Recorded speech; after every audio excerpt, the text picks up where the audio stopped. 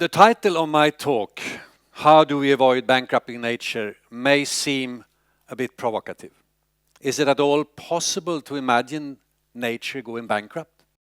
In the book that we have written, we give numerous examples of the risks human society is facing because of the careless way that we are using the planet's resources. There is a growing gap between the conventional economy and nature. There is a growing gap between the financial system and the real economy. And I don't think it's an exaggeration to say that we are mortgaging the future, both in financial terms and in nature. I think that most people, they do recognize the risks we face in the financial system. Lehman Brothers and all that happened afterwards. A world awash in money, and that's the world we live in, means that there are continuously risks for bubbles, and smart people in the financial system, they thrive on bubbles because they jump ship just before the bubble bursts. And then they leave the bill to society and to ordinary citizens. It's a disastrous thing. When it comes to mortgaging nature, it's probably less evident to many people. We are exploiting nature's resources more quickly than they are regenerated. Whether we refer to tropical forests, farmland, topsoils, freshwater resources, biodiversity, or marine resources, the picture is the same.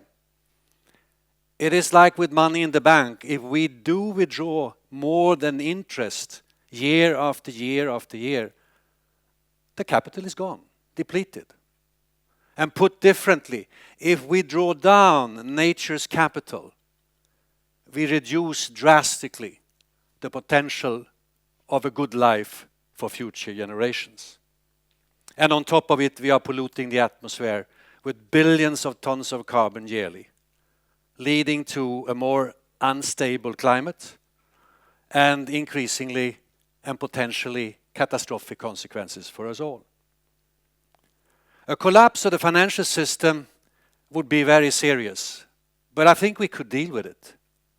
There would be a tomorrow. A collapse of vital ecosystems, however, or runaway climate change would be different. We don't know whether there would be a tomorrow.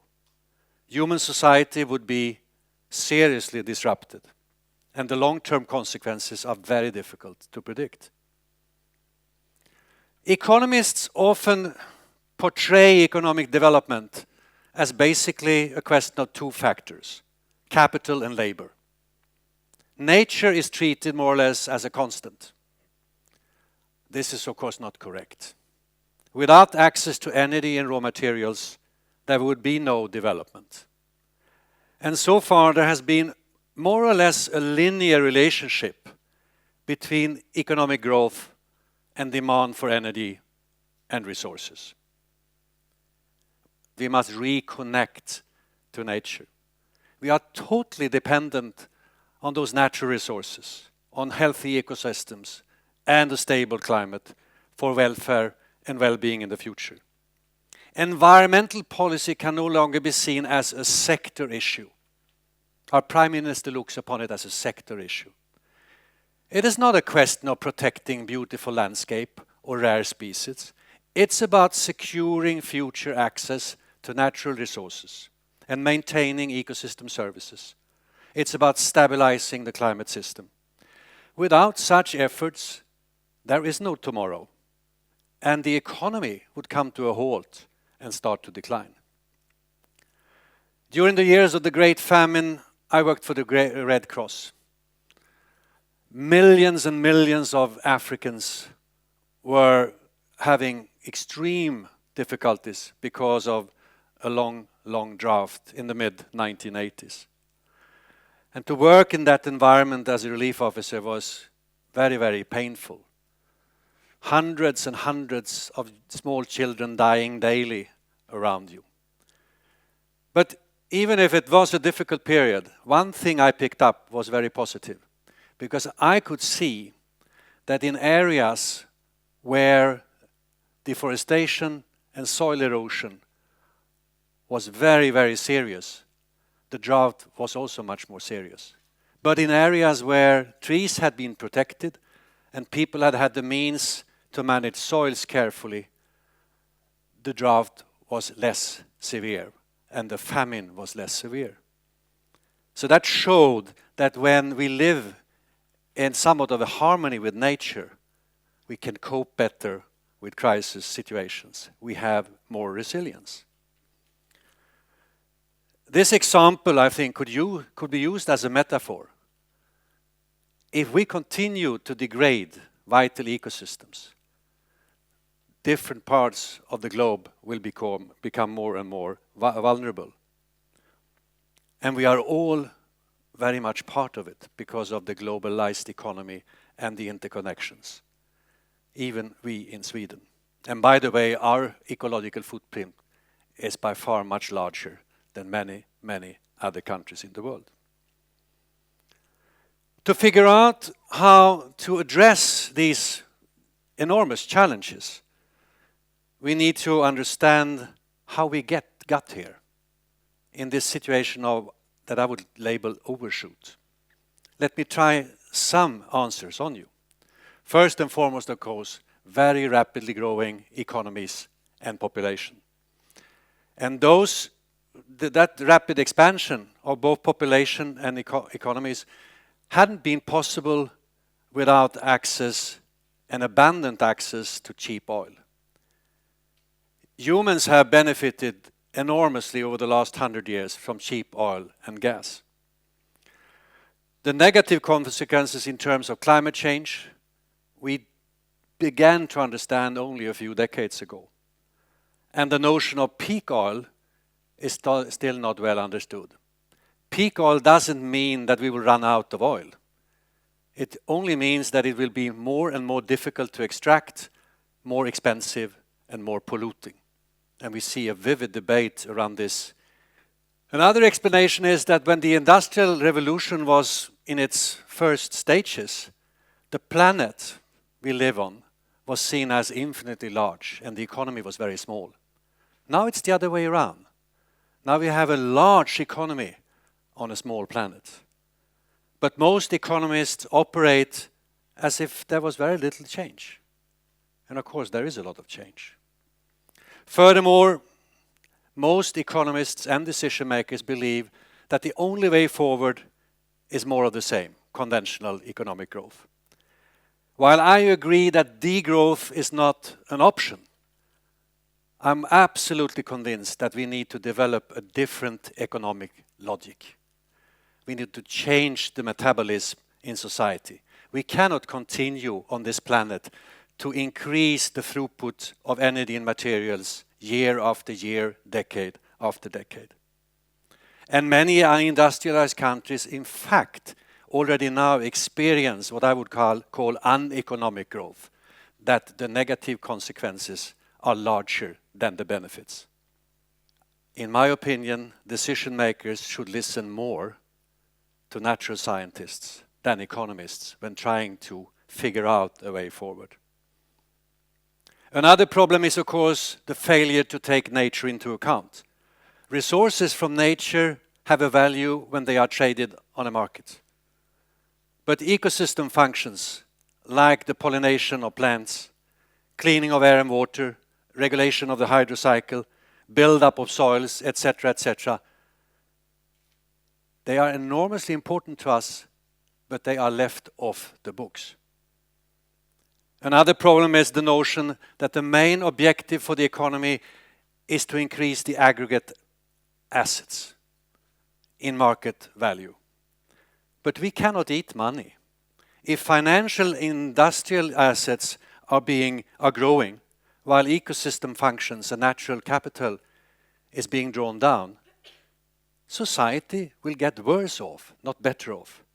So we need to be concerned about genuine wealth, not only GDP. Another problem that I have witnessed very closely is the one issue at a time syndrome. That politics seems to be incapable to deal with many issues at a time. One example is the financial crisis in Europe. Neither austerity nor business as usual is the solution to the problems.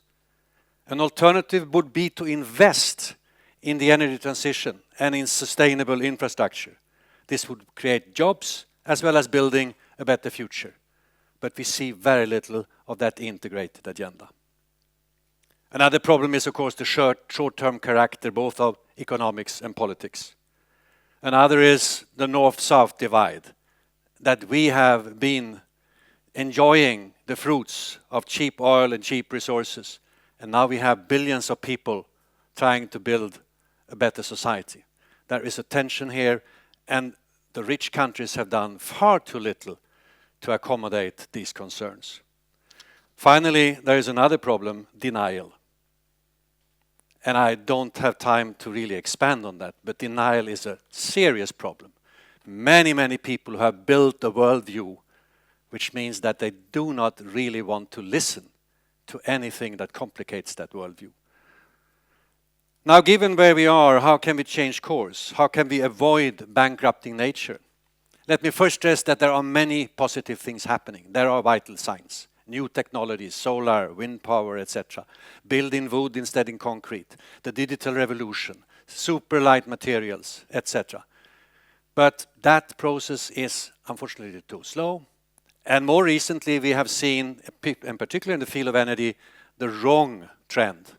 That energy investments now are more geared towards fossil fuels, so-called unconventional oil, and less to renewable energy. For the first time in 10 years, total investments globally in renewables shrank, which is of course very, very negative.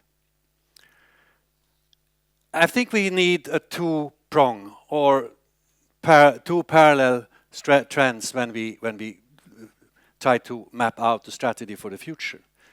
For the long term, we need to work on our values and on culture, discussing issues like quality of life, the meaning of life, and our responsibility for the future.